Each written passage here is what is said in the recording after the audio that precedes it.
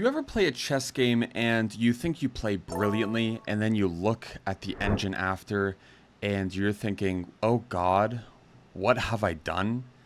If you're a chess player, yeah, that's probably you. And that is the case with my next tournament game that I'm about to show. I was playing with the white pieces in round 2, and I was playing against someone with the name D'Agostino. That's a bit of a hard one to pronounce for me. I felt like this game went pretty smooth for me. I'm not going to spoil the result or anything, but after everything kind of commenced, it felt like, okay, it was decent enough. I think I played okay. And then I checked and I saw that there were very important resources that I failed to see, or that I simply just was ignoring and kind of choosing not to believe were possible. I started the game with e4, and after c5, I played knight to f3. Now, this is my normal way to continue in this position. I don't play closed Sicilians or Alapins. I've pretty much only played open Sicilians. So after e6, I play d4. After takes, and knight to f6, I have a little bit of a concern here. My concern here is that after knight to c3, that we might see a 4-knight Sicilian with something like knight to c6. This is totally fine to play, but that's also kind of the problem. I don't really feel like I get comfortable positions against e6 so easily. I mean, there's always threats of bishop to b4, and after that they can play d6 instead of playing d6 early and shutting the bishop behind it. In master play, when you look at the top levels, you don't see these e6 Sicilians being played as much as the d6 Sicilian or even the knight c6 Sicilians when knight c6 is played on move 2. And I think the reason is because they know everything about all of these positions, so they find that maybe there's a little bit more of a chance to get an advantage. For lower rated players like me or people that are human, it's very playable, and it's actually very annoying, especially dealing with a bishop to b4. So when my opponent played d6, I was very happy. Now, e6 followed by d6 is a very strange and interesting choice.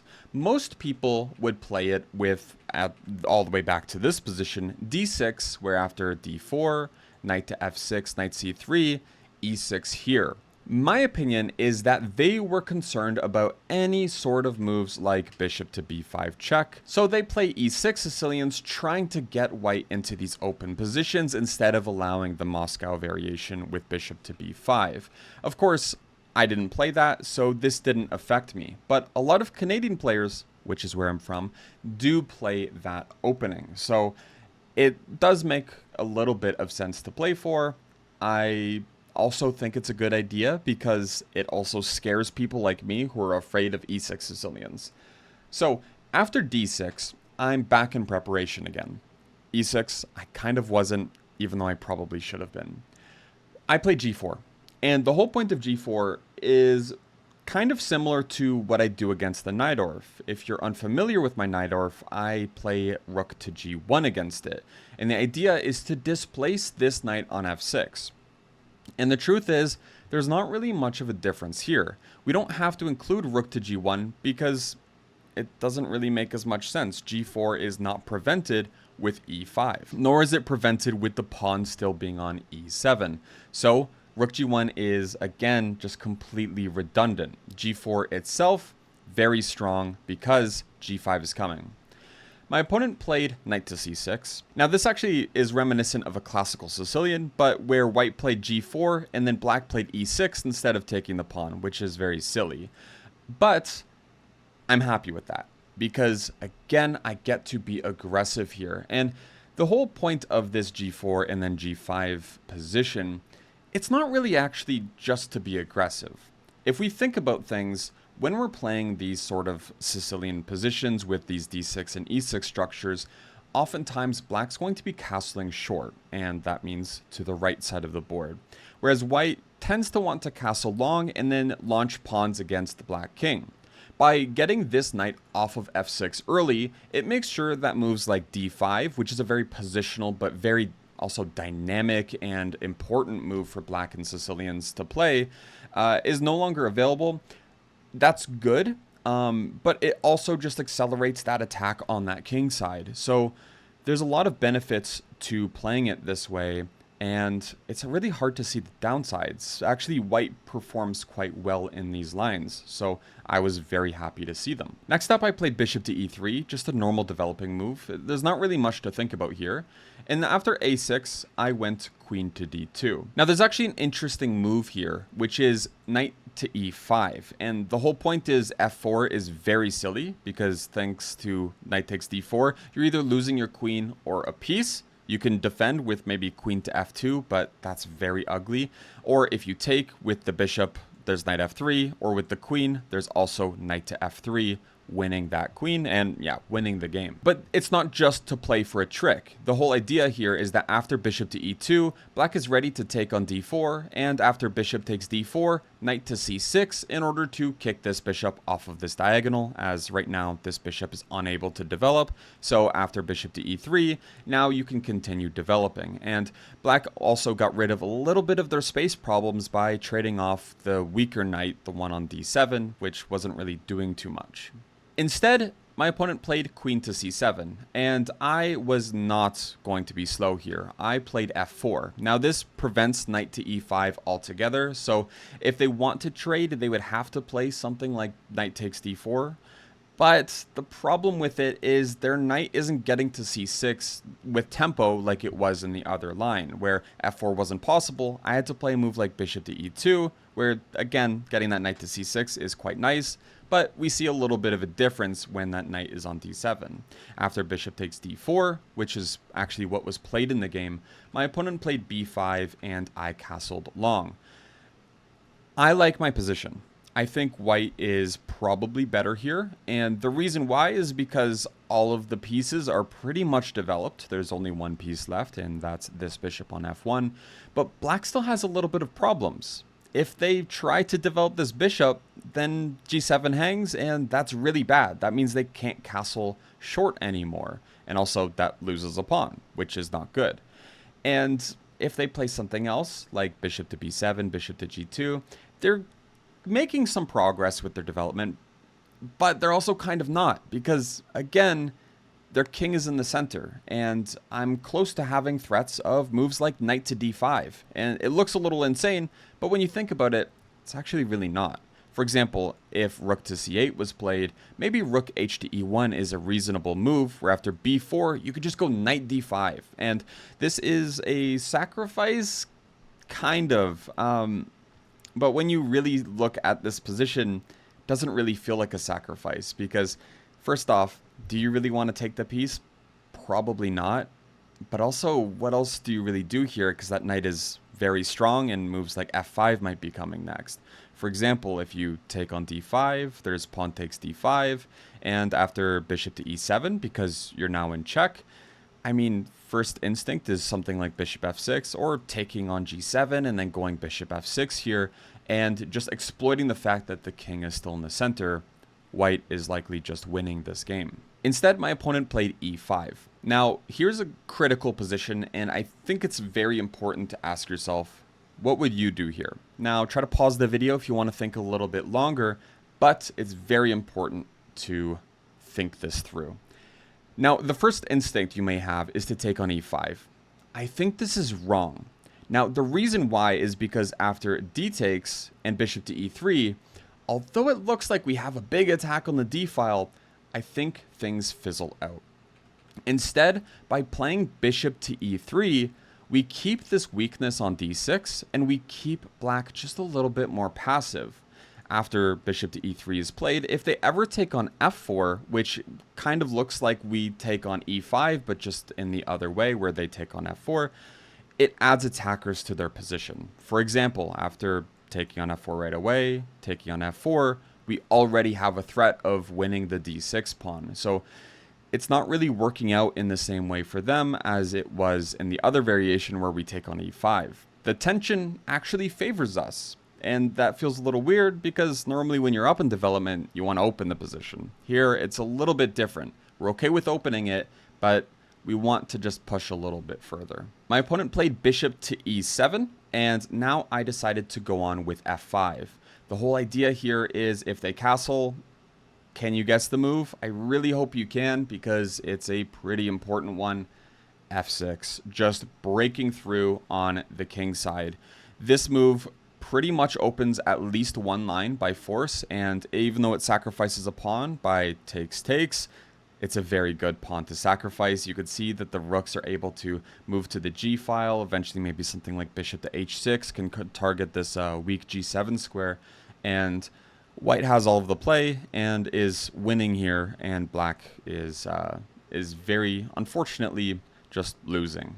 Instead, they decided to play rook to c8, just going for a little bit of counterplay. You never know when something like b4 could work, and I think it's a really good idea, because here, for example, if I play h4 and then they go b4, if I go knight to d5, they can consider taking it. And the reason why is because normally you'd want to keep the d5 square open for one of your pieces, because it's a very weak square, and also you're attacking d6.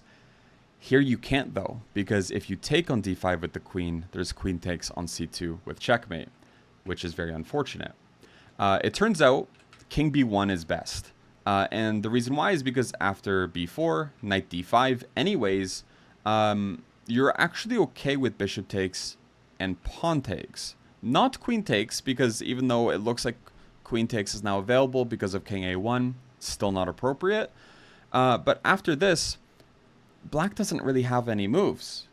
If they castle, we're going to play f6, but it's hard to find out exactly what else they should do. If they play something like f6, maybe we can continue play with something like h4, and if they ever castle, now we could even look at g6 and sacrificing on h6, which is actually something that's going to come up a little bit later. Instead, I played queen to f2, and I was trying to be very clever here. I thought I was being clever, actually. The reason why this move looked good to me is because after b4, I wanted to play things as positionally as possible. Knight to d5, bishop takes, now there's rook takes, and I can play something like rook h to d1. g5 is still defended by the bishop, of course, but also there's no knight to b6 to kick away my knight. There's no knight to f6. Not to kick away the knight, sorry, to kick away the rook on d5. And if they could successfully play something like knight b6 or knight f6 and then d5, then they get a little bit of initiative going, and even if it's a pawn sacrifice, it actually might just work out for them. But after queen to f2, my opponent felt like it was necessary to play f6. This isn't really a move that worried me too much, because it's a little weakening. It weakens some light squares. You can imagine a bishop getting here at some point. It's kind of hard to imagine this bishop getting there, but it feels good. It usually is a good sign when your opponent is making weakening moves in their position. When you feel like you're making normal moves, that means that they're under more pressure. And as we can see from the time situation, I have 55 minutes to their 34, so I'm up on time by about 20 minutes, and it doesn't really feel like things are going so wrong for me. H4 is really the move you have to play. You need to maintain the tension, because you're not exactly sure how you would want to release it later, because maybe you could take on f6, but maybe you could play g6, and that's, again, coming very soon. Instead, if you decided to take on f6, this is a big mistake. After knight takes on f6, knight to g4 is already an idea, which is very frustrating because it would get rid of one of our strongest pieces, this dark squared bishop on e3. But also, even if we defend against it with something like bishop to f3, they're ready for b4, and then bishop takes d5. And, I mean, yeah, just look at the position. There's not really any open lines anymore. It's kind of unclear how we're going to continue. We do have that G file, but it also feels like black's going to be okay, because they do have pressure on the C file themselves. Not to mention, something like E4 is a sacrifice that's almost always something to consider, especially here. For example, after E4, if we go bishop to E2, we allow mate, and if we go bishop to G2, we're allowing knight to G4, and this would pick up the bishop on e3. So we're already seeing problems with this position directly if we just try to play it normally. Okay, so after h4, the move that was played, we see castles. And here, I played king to b1. There's nothing really wrong with that. But after rook f to d8, I have to be smart. And if you know me, if you've seen some of my other games that I've analyzed, that's maybe not my strong suit.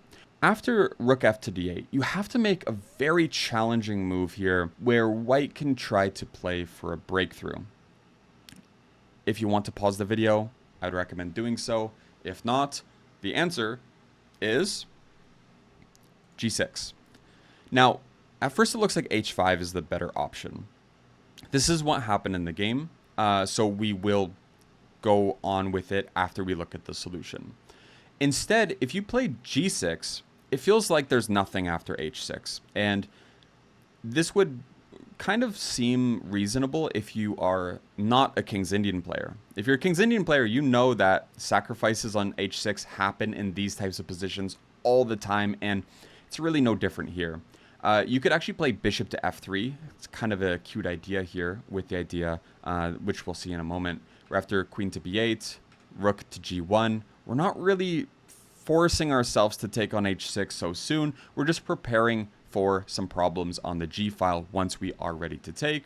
But after something like bishop to f8, it looks like they're kind of prepared for it, but bishop h6 comes anyways, and after g takes, we could just play g7. And yeah, they can't take this because after queen to g2, there's no way to stop queen takes g7, which is either mate or it's just good enough. I mean, yeah, it is just pretty much forced mate here after bishop to h5. But instead, if you go back, then there's moves like, first off, bishop to h5 is quite interesting, but also moves like queen to g2 to g7 or g6. Also queen to e3 just to attack the h6 pawn. The attack is coming, whereas for black, it's not actually so obvious how they're going to make any sort of counterplay because their king, I mean, look at their structure, first of all. Look at their pieces. They're all on the wrong side of the board. Their king is completely alone. It's fair to say that the sacrifice is not only worth it, but completely working. Anyways, that's kind of why g6 is so strong. And another thing to mention with g6 is if black does nothing, you're just going to take on h7, go h5, h6, and you're going to break through anyways. Or you could alternatively maybe consider something like rook to g1. Either way, an attack is coming on this side of the board, and there's nothing that black can really do about it. But with h5, it actually gives black a really good option here, and it has to do with the f6 square.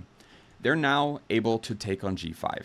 This is not what happened in the game, but after taking on g5, it looks like white has a breakthrough all the same after h6. But it's not really the case. After b4, kicking the knight, you go knight d5, bishop takes, rook takes. Now there's knight to f6, and we're already starting to see a little bit of a problem. If you play something like rook to d2, I mean, knight to g4 looks very tempting, something like this. Remember that black hasn't really sacrificed anything, and they feel like they're honestly doing pretty okay. Alternatively, you could also play d5 just to open up this bishop, where after you do something like takes, now knight to g4 comes, and then you look at moves like bishop to c5 to d4. There's lots of ways just to sacrifice a pawn in some way where it obviously just completely works out, and even though it looks like we were getting our attack first, it's just not happening. So yeah, it all kind of starts with that that b4 move. Another line I looked at was bishop to b6, but after queen c4, takes, and b3, and then rook to d3. I believe this line in this position, rook takes h6 is a blunder, thanks to knight g4, of course, but I believe somewhere here, it's either equal or very slightly better for white. But can you really believe that in this position? Like, because rook takes h6 is impossible, king g7 is coming, and because king g7 is coming, black is completely safe on the king side. Meanwhile, there's threats of d5. There's weak dark squares that maybe their knight could take advantage of, maybe their bishop could take advantage of. But it's very unclear exactly how white is going to continue any sort of active play here. So it's really black's game. Whatever they choose to do, they're going to get to do. And for that reason, that is why h5 is such a bad move. Instead, after h5, though, they did continue with b4 first, and after knight to a4, once again, they do have the option to take. And after taking, if I go h6, knight f6 again, there's always ideas of d5 or knight g4, and yeah, history repeats itself a little bit here. So they're doing quite excellent, and White's attack is nowhere really to be found, even though it felt like it at first with h6 and all that stuff. So I really should have calculated this stuff out. I didn't, and that could have cost me, honestly, that could have cost me the game. But instead here, after knight to a4, instead of this move, I did have one last chance with g6. And this works brilliantly, because after b takes, h6, and you're actually crashing through on the king side, amazingly enough. After taking, you can take on h7, take on g7 with check, queen g3 check, and queen g6 check, and rook h8 would be checkmate.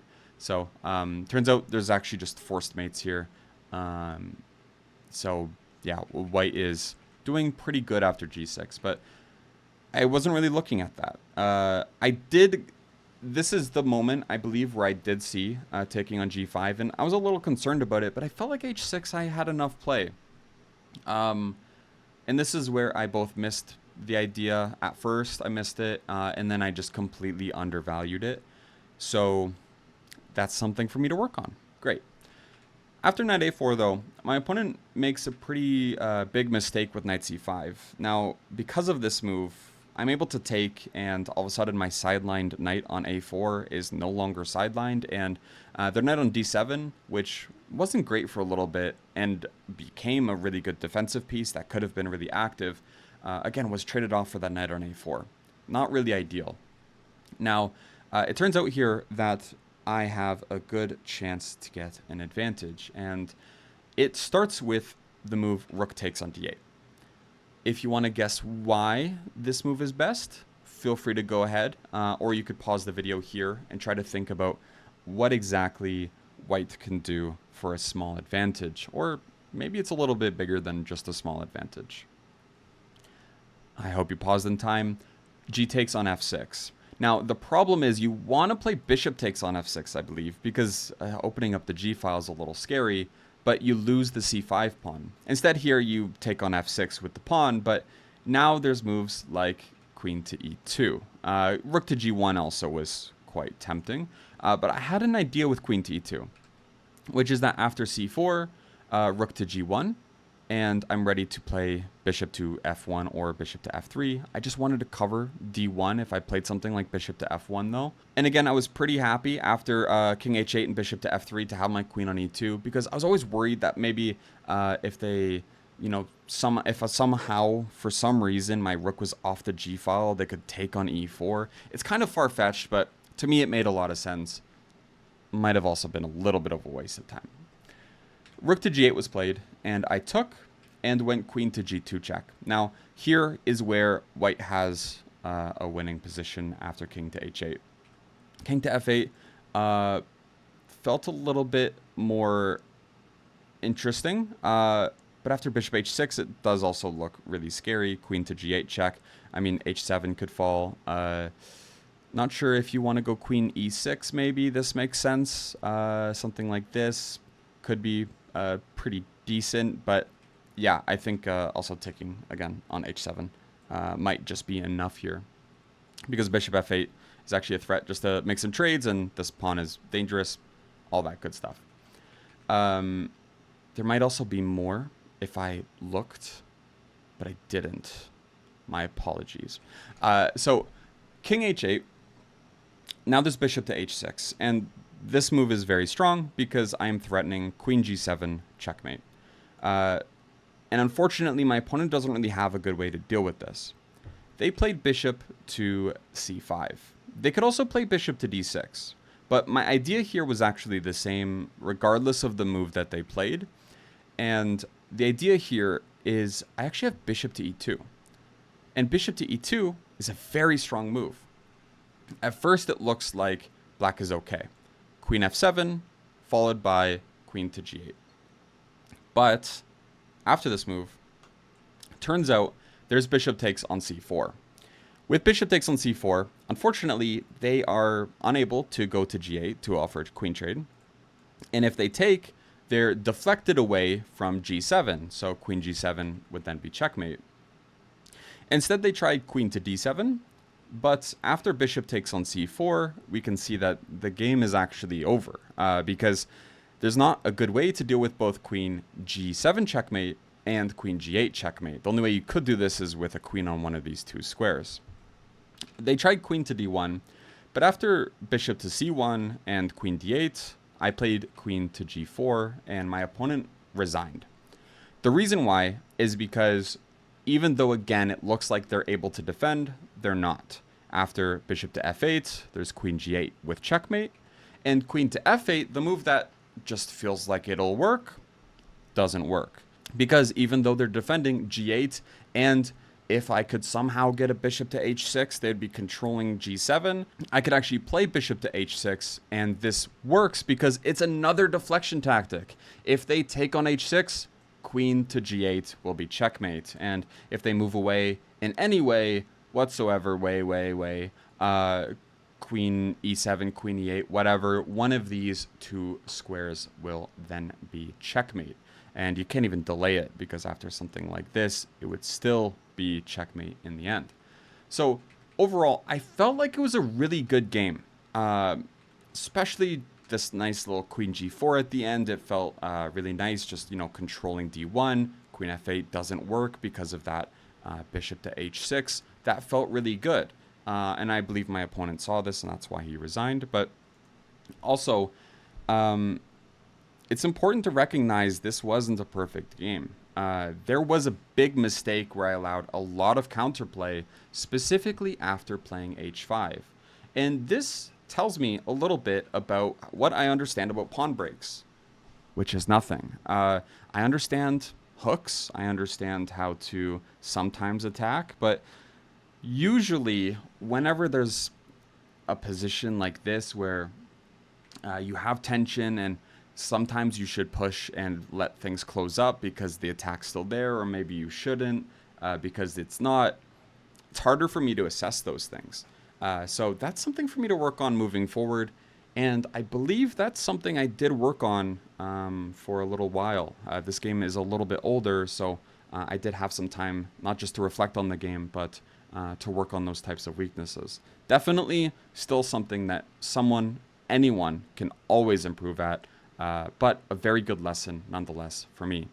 I hope you guys enjoyed this video. I will see you all with the next one, where we cover another tournament game. That's going to be it. All right. Bye-bye.